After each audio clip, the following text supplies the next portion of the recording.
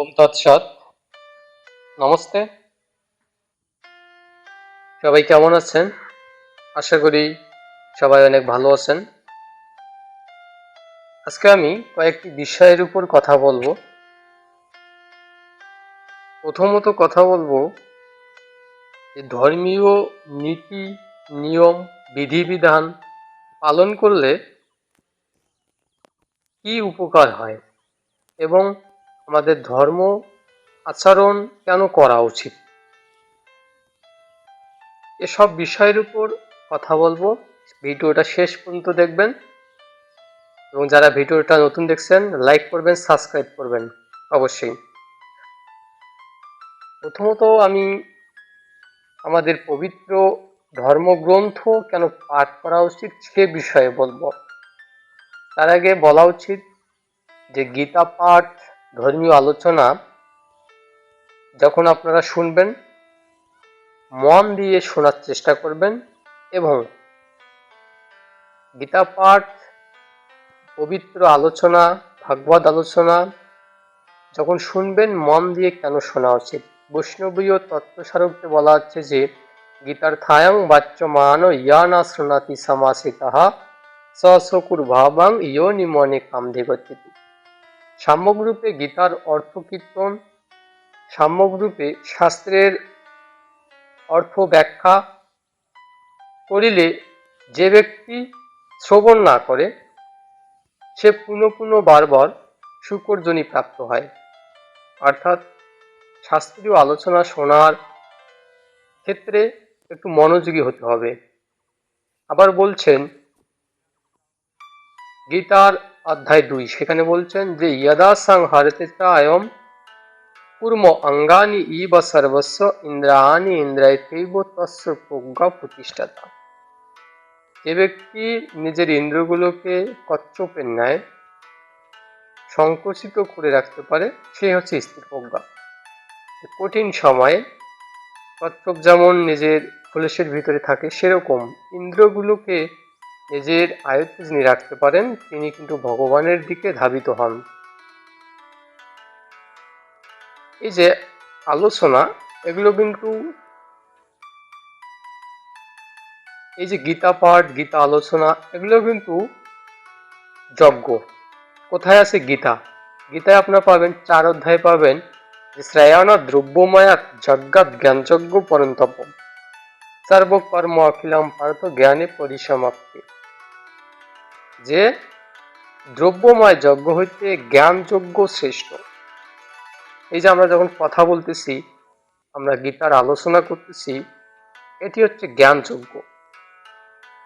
হ্যাঁ, দ্রব্যময় যজ্ঞ ফল মূল বা বিভিন্ন যে উপকরণ দিয়ে পূজা অর্চনা এটাও কিন্তু যজ্ঞ। আবার হোম, ঘি এগুলো দিয়ে যে মানে যজ্ঞ করে, এই যজ্ঞর সে এই জ্ঞান যজ্ঞ শ্রেষ্ঠ। গীতা অধ্যায় 4 33 নম্বর শ্লোক কি বললেন যে শ্রেয়ানা দ্রব্যময়া যজ্ঞাত জ্ঞান যজ্ঞ পরন্তপ। যে দ্রব্যময় যজ্ঞ হইতে জ্ঞান যজ্ঞই শ্রেষ্ঠ। এখানে বলতেছেন ভগবান শ্রী ভগবান উপাস ভগবান বললেন। আবার 4-40 নম্বর শ্লোকে বলতেছেন যে অজ্ঞোৎস অশ্রদ্ধা ধান সংশয়াত্মা বিশ্বাসিয়াতি না অয়ম লোক অসিত না পর না সুখম না সংশয়াত্মা। যে মানুষের শ্রদ্ধা নাই, ভক্তি নাই, ভগবানের প্রতি বিশ্বাস নাই, তার সুখ হয় না, পরাগতি হয় না, এহলোকে কোনো সুখ নাই। অর্থাৎ শাস্ত্র আলোচনা শুনতে হলে আমাদের কিন্তু সংযত হয়ে শোনা উচিত। মনুসংহিতাও একই কথা বলছেন যে ইন্দ্রাণং বিসারতা বিষয়েষু পাহাড়েষু সংযমে মাতিষ্ঠে যন্ত্রীয় বাবাকে। যে রথে যেমন ঘোড়া থাকে, এই ঘোড়াকে সারথি যেমন লাগাম দেয়, সেরকম নিজের ইন্দ্রগুলোকে সংযত করে রাখতে হবে। এই যিনি সংযত করে রাখতে পারেন নিয়ে হচ্ছেন কিন্তু স্থির প্রজ্ঞা ব্যক্তি। আমাদের সংযত হতে হবে। গীতার আবার 4 অধ্যায়ে বলছেন যে শ্রদ্ধাবান লভতে জ্ঞানম তাৎপর সংযত ইন্দ্রিয়। জ্ঞানম লব্ধা পরম শান্তি ও শ্রেয় অধিগচ্ছতি। যে যিনি শ্রদ্ধাবান, যিনি ইন্দ্রিয় সংযম করতে পারেন, তিনি ইহকালে সুখ পান এবং পরকালেও সুখ অর্জন করেন।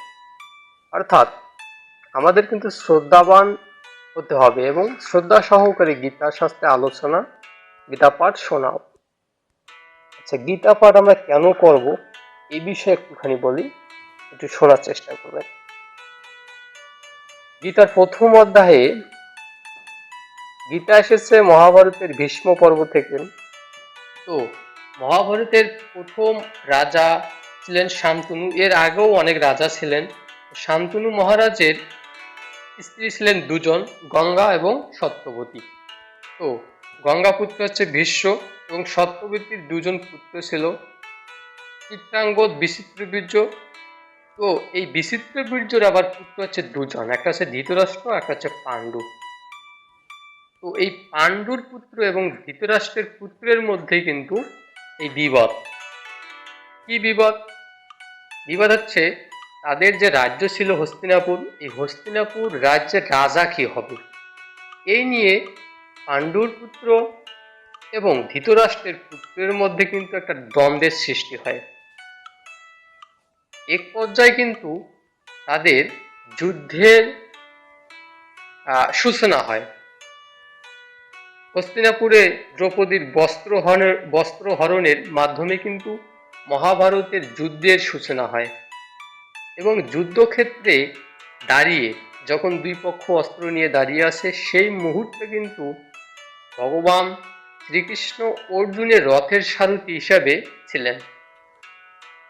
অর্জুনকে ভগবান শ্রীকৃষ্ণ যুদ্ধের শুরুতেই, যুদ্ধ যখন শুরু হবে তার আগ মুহূর্তে তিনি কিন্তু উপদেশ দিয়েছেন। এই উপদেশই হচ্ছে গীতা। মহাভারতের ভীষ্ম পর্ব থেকে শ্রীমদ্ ভাগবত গীতার সূচনা হয়। তো গীতার প্রথম অধ্যায় 28 নম্বর শ্লোকে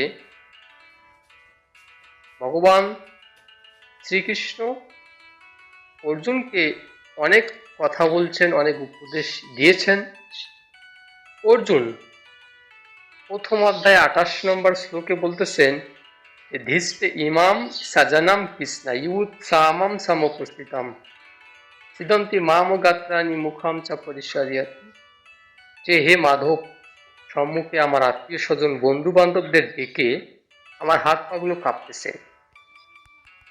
আমার শরীর অবশ হচ্ছে, আমি যুদ্ধ করিব না। এই কথা বললেন অর্জুন। অর্জুন যখন এই কথা বলে চুপ করে রইলেন, আমি যুদ্ধ করিব না, আমাদের আত্মীয় স্বজনকে নিধন করে আমার কি হবে, এরকম নানান ধরনের প্রশ্ন, কুলধর্ম, বর্ণ ধর্ম, এরকম প্রশ্ন কিন্তু অর্জুনের মনে জেগেছিল এবং ভগবান কিন্তু একের পর এক উপদেশ দিলেন। 18 অধ্যায়ের সূচনা করলেন ভগবান শ্রীকৃষ্ণ। অর্জুন সব কথা শুনলেন এবং ভগবানের সাথে অনেক কথোপকথন করলেন, উপদেশগুলো মানলেন এবং শেষে কিন্তু ভগবান শ্রীকৃষ্ণ অর্জুনকে বলতেছে যে হে অর্জুন, তোমার মোহনাশ হয়েছে, তোমার দুঃখ দূর হয়েছে। তখন কিন্তু অর্জুন উত্তর দিতেছে যে নষ্ট মোহ স্মৃতি লব্ধা তত্ত্ব সদানম মায়াচ্যুতম স্থিত হস্মি গাতে সন্দেহ করিচ্ছে বসনম তবা। 18 নম্বর অধ্যায় বলতেছে যে হে মাধব, আমার সমস্ত মোহের নাশ হয়েছে, এখন থেকে আপনি যেরূপ বলিবেন আমি সেরূপে করিব। এই যে অর্জুনের কিন্তু সমস্ত সংশয় দূর হইল এবং শেষে কিন্তু তিনি বলতেছেন যে করিষ্যে বচনাম তবা, আপনি যেরূপ বলবেন আমি সেরূপে করিব। আমাদেরও মনে কিন্তু এরকম হাজারটা প্রশ্ন থাকতে পারে, সংকোচ থাকতে পারে, কোনটি ধর্ম কোনটি অধর্ম নির্ণয়ের ক্ষেত্রে আমরা কিন্তু সমস্যায় পড়তে পারি। সেক্ষেত্রে শাস্ত্র আমাদের দেখতে হবে, গীতা পড়তে হবে। সর্ব উপনিষদ গাব দুগ্ধা গোপালনন্দন, মানে সমস্ত উপনিষদের সার বলা হয় গীতাকে। হ্যাঁ, শাস্ত্রগুলো পড়তে হবে। শাস্ত্র যদি আপনি না পড়েন, গীতার কথাগুলো আপনি ভালো বুঝতে পারবেন না। আমাদের শাস্ত্রগুলো পাঠ করা উচিত। কেউ যদি শাস্ত্রগুলো পাঠ করে সে একজন ভালো মানুষে পরিণত হতে পারবে। কলিযুগের মানুষ আমরা কিন্তু অল্প আয়ু। কিরকম? ভগবান বেদব্যাস ভাগবতে বলতেছেন যে প্রয়াণ অল্প আয়ুষ্য সভ্য কালস্মিন যুগে জানা মন্দা সুমন্দা মতেও মন্দ ভাগ্য উপদ্রতা। কলিযুগের মানুষের আয়ু খুব অল্প, প্রয়াণ অল্প আয়ুষ্য। কলিযুগের মানুষের আয়ু খুব অল্প। সভ্য কালস্মিন যুগে জানা মন্দা সুমন্দা মানে ভালো মন্দ খারাপ রোগ শোকে জর্জরিত। কলিযুগের মানুষের আয়ু খুব অল্প। এই জন্য আমাদের উচিত সাধু সঙ্গ করা। আগেকার সময় আমরা যদি দেখি সত্য যুগে মানুষ অনেক যুগ বেঁচে থাকতো, তারা তপস্যা করত, বনে জঙ্গলে হাজার হাজার বছর তারা তপস্যা করত। হ্যাঁ, তারা জ্ঞান অর্জনের জন্য তপস্যা করত, কিন্তু আমরা এই জ্ঞান আমরা সামনে পেয়েও আমরা কিন্তু অর্জন করতে চাই না। আমাদের এই জনমটাকে কাজে লাগানো উচিত। কেন? ব্যাসদেব আবার বলতেছেন, ব্যাস সংহিতায় বলতেছেন যে আশাস্যতানি গাত্রানি বিভনৈব শাশ্বতা নিত্যাংশ নিহিত মৃত্যু কর্তব্য ধর্ম সঞ্চয়। যে জীবনটা শাশ্বত নয়, প্রতি মুহূর্তে আমাদের মৃত্যু পিছন পিছন ছুটছে, প্রতি মুহূর্তে। আশাস্যতানি গাত্রানি বিভনৈব শাশ্বতা নিত্যাংশ নিহিত মৃত্যু, প্রত্যেক মুহূর্তে আমাদের পিছনে ছুটছে। এই জন্য কর্তব্য হচ্ছে ধর্ম সংগ্রহ, ধর্ম করতে হবে। এখন এই যে আমরা ধর্ম করব, আমাদের সমাজে অনেক মত, অনেক দল বের হয়েছে। কেউ বলতেছে যে এটা ধর্ম, একদল বলতেছে এটা ধর্ম, আর এক দল বলতেছে এটা ধর্ম। আমরা যারা সাধারণ মানুষ আছি আমরা কিন্তু দ্বিধায় পড়ে যাই যে আমরা কি করব। এই ধর্ম সিদ্ধান্ত নিতে গিয়ে আমরা দ্বিধায় পড়ে যাই। ভগবান কিন্তু আগে জানতেন যে এরকম হবে। তিনি স্পষ্ট ভাষায় গীতায় বলছেন, কি বলতেছেন? যাহা শাস্ত্র বেদাম উৎসর্যে বর্তেতে কাম করত নসু সিদ্ধিম অবাপ্নতিম না সুখম না পরম গতিম। যে ব্যক্তি শাস্ত্রের বাইরে গিয়ে কর্ম করে নসু সিদ্ধিম তার কোনো সিদ্ধি হয় না, না পরম গতিম তার কোনো উৎকৃষ্ট গতি হয় না। আবার বলতেছে যে যাহা শাস্ত্র বিধাম, যে ব্যক্তি শাস্ত্রের বাইরে গিয়ে কর্ম করে তার সিদ্ধি লাভ পরাগতি লাভ হয় না। এই জন্য আমাদের শাস্ত্রগুলো পাঠ করা উচিত এবং শাস্ত্র অনুযায়ী চলা উচিত। তস্মাৎ শাস্ত্রম প্রমাণান্তে কার্যাকর্য ব্যবস্থিতা জ্ঞাতবা শাস্ত্র বিধাম উত্তম কর্মপ্রদাম ইহারসি। গীতা পরের শ্লোকে বলতেছেন যে শাস্ত্রেই প্রমাণ, শাস্ত্র অনুযায়ী আমাদের চলা উচিত। খেয়াল খুশি মতো করা যাবে না। ভগবান স্পষ্ট ভাষায় বলছেন যে ব্যক্তি শাস্ত্রের বাইরে গিয়ে কর্ম করে নস সিদ্ধিম তার কোনো সিদ্ধি হয় না, না পরম গতিম তার কোনো পরম গতিম হয় না। এজন্য শাস্ত্র অনুযায়ী চলা উচিত। আচ্ছা, ধর্ম, এই যে ধর্ম করব শাস্ত্রবিধি মেনেই করতে হবে। ধর্ম মানে কি? ধর্ম শব্দটির অর্থ হচ্ছে যা ধারণ করে। ধি ধাতু মন প্রত্যয় যোগে ধর্ম।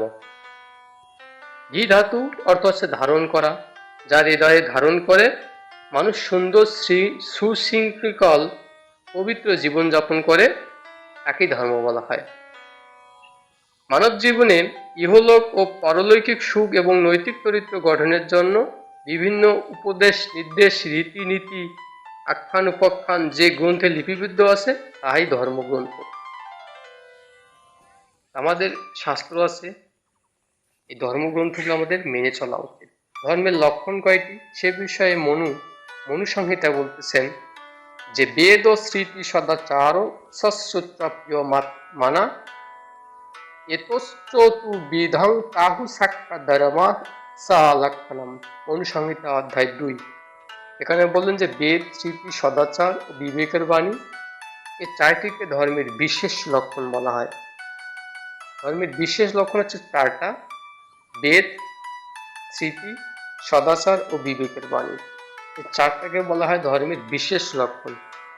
বেদে বিশ্বাস রেখে, স্মৃতিশাস্ত্রের অনুশাসন মেনে, মহাপুরুষদের আচরিত কার্যক্রম তথা সদাচার থেকে সিদ্ধান্ত নিয়ে পথ চলতে হবে। আর এতেও যদি সমস্যার সমাধান না হয়, তখন নিজের বিবেকের দ্বারা সিদ্ধান্ত নিতে হবে। কয়টি ধর্মের বিশেষ লক্ষণ? বেদ, স্মৃতি, সদাচার, বিবেকের বাণী। চারটিকে বলা হয় ধর্মের বিশেষ লক্ষণ। এবার ধর্মের বাহ্য লক্ষণ হচ্ছে 10টি। মনুসংহিতা বলতেছেন যে ধৃতি, ক্ষমা, দামাহাস্যাং, শৌচম, ইন্দ্র নিগ্রহা, ধীবিদ্যা, সত্রা, মকরদ, দশকং ধর্ম লক্ষণম। ধর্মের 10টি লক্ষণ কি কি? সহিংসুতা, ক্ষমা, চুরি না করা, সুচিতা, ইন্দ্র সংযম, শুদ্ধ বুদ্ধি, জ্ঞান, সত্য ও ক্রোধহীনতা। এই 10টি লক্ষণের মধ্যে দিয়ে ধর্মের স্বরূপ প্রকাশ পায়। সবকিছুর মূল ঈশ্বর, সুতরাং ধর্মের মূলও ঈশ্বর। ঈশ্বরকে ভক্তি করার ধর্মের মূল কথা। ঈশ্বরের নির্দেশিত পথ চলা সকলেই কর্তব্য, যা ধর্মের বিপরীত তাই অধর্ম। যেমন চুরি না করা ধর্ম, সুতরাং চুরি করা অধর্ম, অর্থাৎ চুরি করা উচিত নয়, কারণ এতে অধর্ম হয়।